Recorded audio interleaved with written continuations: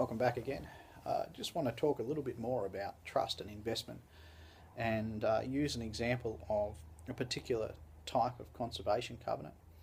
That is the one that is undertaken by a person who is not required to through a regulatory measure, or the person who receives significant financial gain for entering into a conservation covenant. Many of the covenants in Tasmania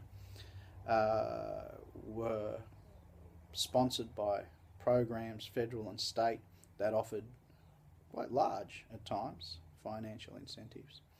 But the covenant that's undertaken by the person who is purely voluntary with no financial incentive, the altruistic model, is an interesting one. And the reason it's interesting is not so much because of the values on their reserves. It's got more to do with the values of their properties.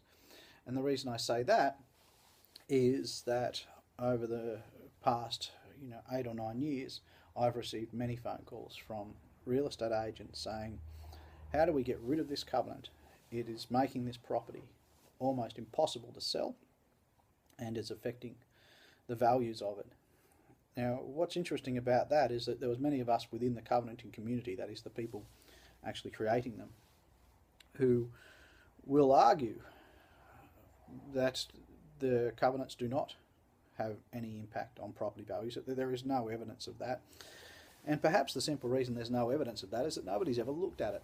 There's plenty of studies that show how much investment we have as those funding providers put into creating covenants, but there's not much evidence about what the level of investment is by altruistic covenanters. That is, if they have a $400,000 property, they put the covenant on, and then 10 years down the track they go to sell it, and it's worth $50,000 less than an equivalent property just down the road, simply because it has a restrictive covenant on it. I believe that this is an undervalued area of investment by the covenanting community, and it's a big community now, so potentially this adds up to a lot of money. It is significant, and I would also say that in my career it's probably the largest level of community private investment in NRM that I've ever seen. That is not spoken about. In fact, we sort of try to say, no, it's not really there because there's no impact on property values.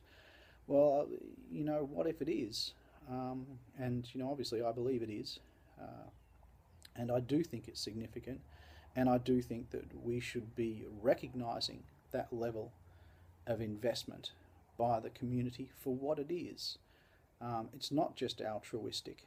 It is a financial and a very real financial investment in community-based natural resource management. Good on them.